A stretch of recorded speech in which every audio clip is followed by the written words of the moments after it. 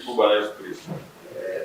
Tumekutana leo kwa ajili ya kikao cha kazi kuangalia katika miezi mitatu sisi kama halmashauri tumefanya nini, lakini na wenzetu wa taasisi wamefanya nini, kwa sababu yanafanyika miongoni mwetu. Tumekuwa tukiyaona na kuyafuatilia na kuyahoji hata nje ya kikao. Ni imani yangu kikao hiki kitakuwa cha muda mfupi ili tuweze kuendelea na majukumu mengine, na baada ya maneno haya naomba nitamke rasmi zile barabara. Lakini pia kuna kazi wameifanya kutoka barabara Msikitini Mkunya kuelekea Samora, wamechimba ufereji ule, lakini kitu kinachoendelea pale sielewa, kwa sababu bado kuna korongo kubwa limekaa, hata namna ya wanafunzi kuvuka kwenda upande wa pili haiwezekani. Sasa sijajua hatima yake, naomba nipate maelekezo. Natamani kujua kwamba tumeona kuna maeneo tayari barabara zimeshachongwa, zimerekebishwa. Sasa kuna sisi tunatoka huku maeneo ya vijijini, bado kuna changamoto hiyo, na tulisema kwamba nadhani changamoto ya mvua ikikata kwa msimu wa mvua, basi zoezi hili litaendelea. Kwa hiyo nataka nijue kwamba ni lini zoezi hili litaendelea kwa maeneo yale ambayo sisi tunatoka. Kwa kuongeza dharura kusaidia kuchongea barabara zetu, na niwaombe pale palipobakia wajifanyie, na kama kwamba wajamaliza barabara mbili wanaendelea wana mafuta. Kwa hiyo niombe wazidi kuwasisitiza waje kumalizie barabara zilizobakia. Swali langu ni kwamba nikataka kujua barabara ya Chitani ya kuweka zege imesimama kwa muda mrefu, nikitaka kujua tatizo ni nini. Kuja Chihanga mpaka saizi ina utaratibu gani ambao unatakiwa kufanyika, kwa sababu ile barabara ni muhimu, barabara ya mpakani, alafu pia ndiko tunategemea sana uchumi wa wilaya ya Newala. Kwa hiyo naomba TARURA waniambie ni lini wataitengeneza ile barabara ya Mkunya Chihanga. Kuelekea na Nguluni. Kwa kweli nilipopita nilimwambia dereva, hebu simamisha gari mimi nitembee wa Nguluni, lakini haikuwezekana. Yaani barabara ni mbaya kupita maelezo. Naomba tu mtaalamu anijulishe kwamba mpango wa barabara ile kuiweka vizuri hiyo wenyewe ikoje. Asante kwa kutoa ufafanuzi juu ya hoja mbalimbali ambazo zimetolewa na mheshimiwa na diwani kuhusiana na kazi zinazotekelezwa na TARURA katika kipindi hiki. Mheshimiwa Mwenyekiti, nitatoa maelezo ya jumla, lakini pale ambapo tutaenda specific basi pia tutatoa ufafanuzi wa eneo hilo husika. Tukianza na kata ya Mkunya. Kata ya Mkunya tunaye mkandarasi anaitwa Ultimate, anaendelea na kazi. Mitaro ile ambayo mheshimiwa diwani anazungumzia ni kweli, tulikuwa tuna barabara ilikuwa chini, kwa hiyo mkandarasi alichimba mtaro ili kwa ajili ya kujaza barabara. Ni mbaya sana. Sisi kama TARURA tuliandika andiko la misemi, tukaingizwa kwenye utaratibu wa matengenezo ya miradi ya dharura chini ya Benki ya Dunia ambayo inaitwa SEC. Na kwa kuwa mradi huu ulifanyiwa usanifu, kwa mara ya kwanza ulifika kwenye thamani ya bilioni 4, sababu ilikuwa inatakiwa kuwekwa zege pamoja na madaraja kwenye ule mlima ambao uko chanzo cha maji. Lakini baadaye, baada ya kurekebishwa usanifu, mradi ulifika kwenye gharama ya shilingi bilioni 2.4, na kwa kuwa kiwango hicho kiko nje ya ukomo wa sisi kufanya manunuzi yalikuwa yanaendelea ngazi ya wizara, yani TAMISEMI. Mpaka mwezi Machi ipo mikataba ambayo ilikuwa imeshakamilika na kusainiwa, lakini hii ya mkoa wa Mtwara ilikuwa bado haijasainiwa.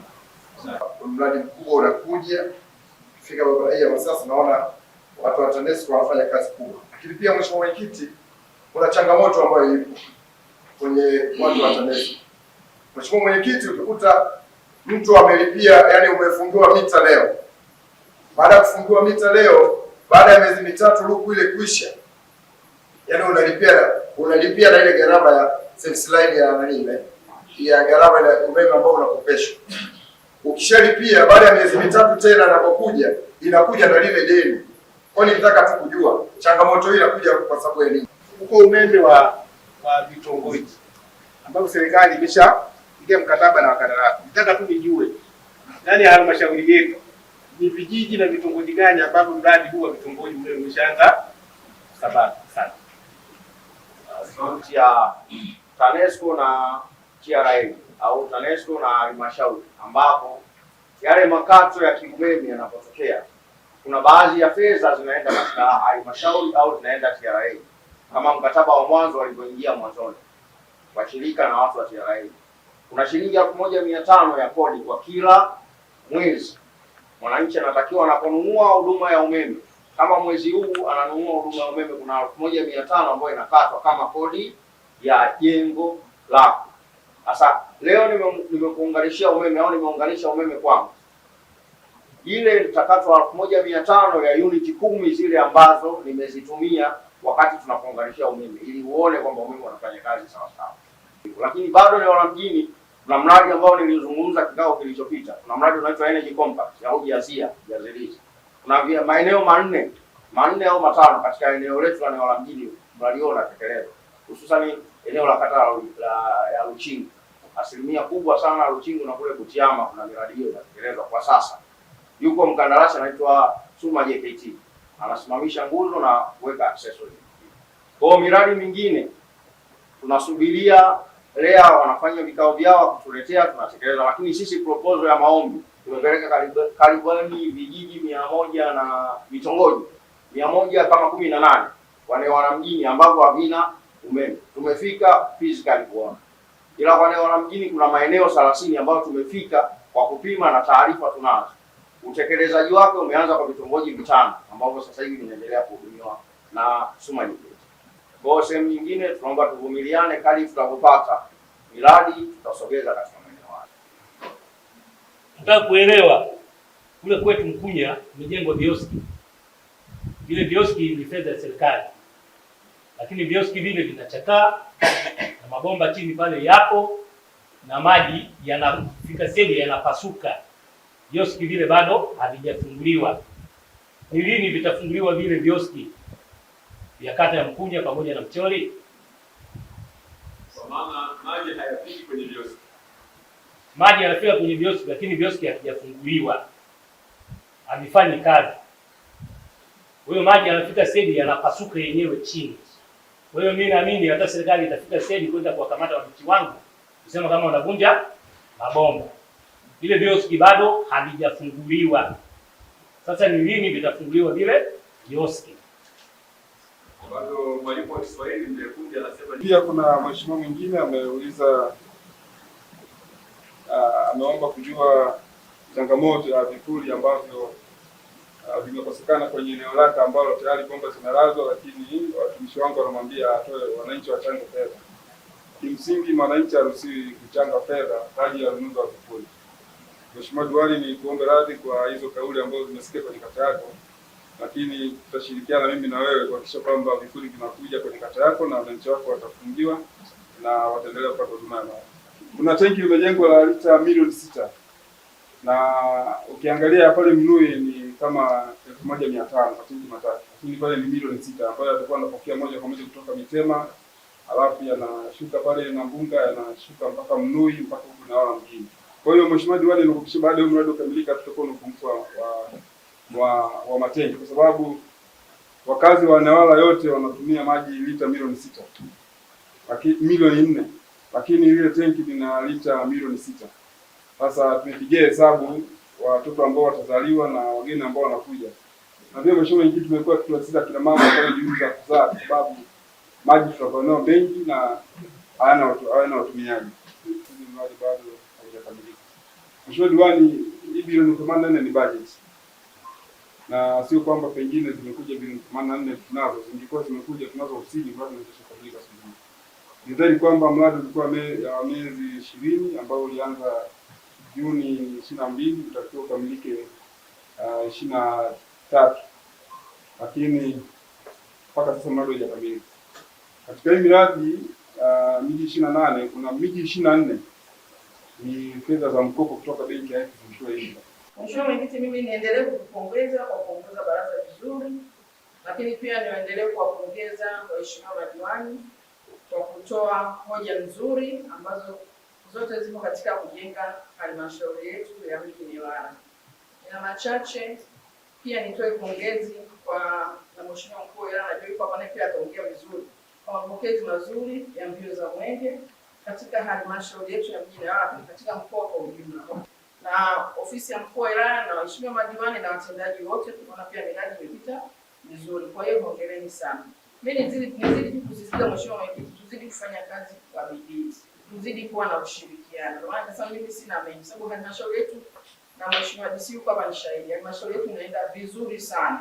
Yaani mna ushirikiano. Sasa nikatoa siri, lakini viongozi wanajua nini ambacho wanakiongea mbele yao. Ni ushirikiano mkubwa ambao umekuwa ni mfano bora katika halmashauri. Na kila siku wanaahidi kwamba nitawaleta watu wengine kujifunza. Ni mwingine mtu wa muda, lakini kuna siku mtaona wenye viti wote 8 waliobaki wanakuja katika baraza hili kwa ajili ya kujifunza. Mambo mawili tu. Lakini la kwanza ni ukweli kwamba udongo hukaa gari maji.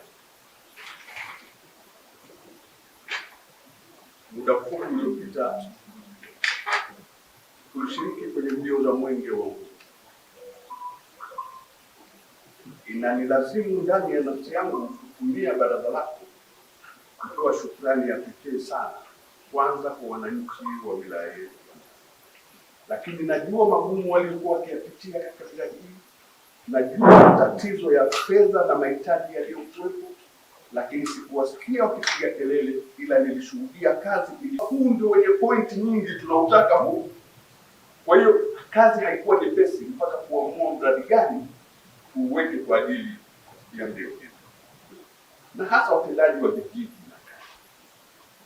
Tulishakubaliana toka kipindi kilichopita, tulivuta muda kidogo ili tuingie kwenye mauzo ya korosho. Korosho tumeuza, watu kufunika visima walikuwa na uwezo. Maana ukiangalia kiasi cha fedha tulizouza korosho ni kikubwa sana, kilifanya mpaka mwenyekiti wetu wa halmashauri akabadili mwendo. Mambo yalikuwa mazuri kabisa.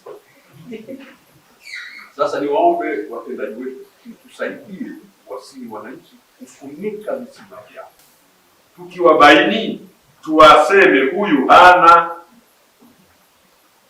kwa sababu kile wanachopokea alistahili kupata yule ambaye pengine mwaka jana hakusajili shamba analo, ama kasajili shamba ni kubwa na pembejeo ndogo kwa sababu ya idadi ya wakulima wengi, kumbe wengine hawana mashamba.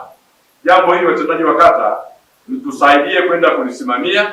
Mheshimiwa Makamu Mwenyekiti, madiwani wenzangu, mkurugenzi, dasi, kamati ya ulinzi na wataalamu, tumefika mwisho wa kikao chetu cha baraza la madiwani ambacho kimekwenda kwa muda mfupi.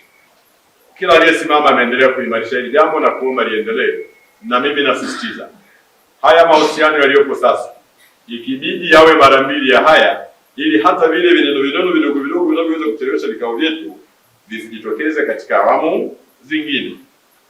Maeneo mengi, baadhi ya miradi haiendi kwa sababu ya watu wachache kulazimisha ifanyike wanavyotaka wao na si kwa manufaa ya wananchi wa eneo hilo. Sifa yetu madiwani na wataalamu ni kuisimamia halmashauri vizuri, kuhakiki na kusanya mapato ya kutosha, ili zile huduma ambazo tumeziahidi na za dharura ambazo zitajitokeza tuweze kuzitekeleza kwa fedha zetu wenyewe. Naomba tuyabebe haya, kwa sababu tukiyabeba na kuyafanyia kazi, mwisho wa siku halmashauri yetu inakwenda kusimama vizuri. Ndugu zangu, tunapoelekea mwisho, moja, nimpongeze ndugu yangu Zainabu Ali Gaula, kama yuko asimame, ana dharura. Sisi tumeridhia kumteua kuwa mkuu wa idara hiyo. Tunamteua tukiwa na matumaini anakwenda kuitendea haki idara ya elimu sekondari. Sisi kama watu wa kawaida hatuhitaji alama kwamba grafu imepanda, grafu imesimama. Sisi tunataka ufaulu, na ni ufaulu ule wa kiwango cha kimataifa. Twendeni tukawatumikie wananewala ili yale waliotarajia yaende yakaonekane, na washukuruni na ahirisha baraza hili mpaka baraza hili.